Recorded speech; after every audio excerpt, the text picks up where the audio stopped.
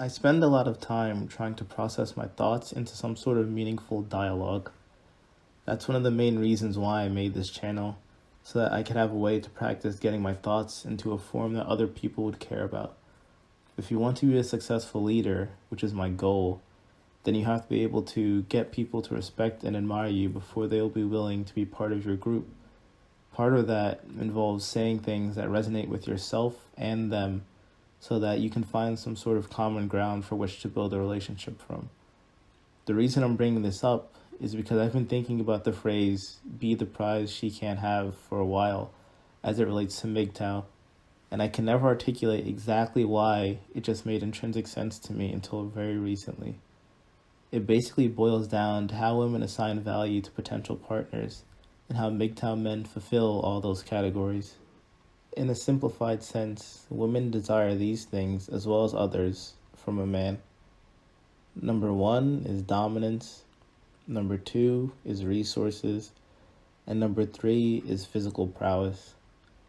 Of course, there may be slight variations or a few exceptions, but for the large majority of women, this list encompasses 90% of their desires. The other 10% is a bunch of useless shit, like he has to like eating chocolate or something similar. Note that I did not put any emotional or mental traits in the list, and that is because they do not care about your interests, hobbies, or even what makes you unique. If you don't believe me, find a close female in your life, a wife, a girlfriend, or even a family member, and ask them what they like most about you. I can guarantee they will say something generic like, well, you're smart, or handsome, or funny, etc. They use these surface adjectives because that is exactly how much they care about you. They only want you for a shallow reason, so they only see the most shallow traits in you as desirable. The reason MGTOW are the ultimate chads is because we fulfill all those requirements.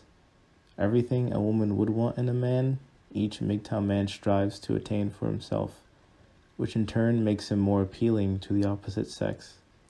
In terms of dominance, MGTOW have less distractions than the other 99% of men out there, meaning they can dominate in whatever field they decide.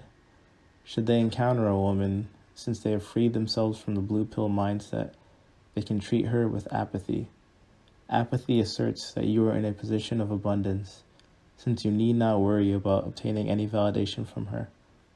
This mirrors a man with multiple romantic pursuits who can afford to lose some of his plates, which will make her more attracted to you. As the saying goes, he who cares the least wins, so be the one without any cares in the world. Of course, with dominance comes financial loot that you can obtain as you climb up the hierarchy of your field. This is something else a woman desires in a man, his resources. They will stare from afar, and the more daring ones will try to approach. But they will not understand why you don't seem to have a permanent partner to share all that wealth with.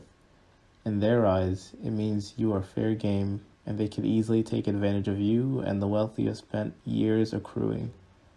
This is the point at which most MGTOW men falter, as they see the easy prospects everywhere and lose themselves amidst the female walls. Many men are one blowjob away from the plantation. However, that does not have to apply to you. Abandon the scarcity mindset and realize the fact that pussy is abundant and of low value, especially for a man of your caliber. Sure, you can have your sexual adventures. Lord knows every man needs his release every now and then. But do not make the mistake of making that a priority or even a motivator for yourself moving forward. Recognize that she is just one of many, and you will never have to settle for just one woman when you are a MGTOW, because you can craft your path along the way and fill it with any and all women that you desire. Lastly, physical prowess is something women look for in a man. In other words, women want a man who is tall, fit, blessed in the bedroom, etc. Even if you do not possess these traits, you can still attract a woman from the previous two sources, but the bar is far lower for men who take care of themselves. While I don't want to come off as a dictator, you should invest in your physical well-being, not for the sake of women, but for the sake of longevity and a healthy state of mind. The body and mind are permanently interconnected. take care of the mind and the body improves, and the opposite is true as well. Taking care of your body is something that requires thorough investigation because you are the only thing that you're stuck with for your entire life. You might as well make it something you treasure day in and day out so that you can move towards bettering your personal pursuits outside of yourself and manifesting your will upon the world. You cannot do this if you are unable to change yourself. With these things in mind, I think it is safe to say that MGTOW men are the Chads of this generation. We pass every shit test as effortlessly as we breathe because we have no skin in the game. We maintain ourselves financially and physically so that we can stand on our own 2 feet since there will be nobody to save us should we fall ill or lose our jobs. The ultimate Chads, born not from pursuits, but from abstinence. That's all I want to say for this video. Let me know what your definition of a Chad is down below.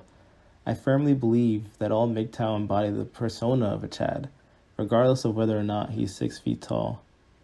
But yeah, thanks for watching, have a nice day, and stay prosperous.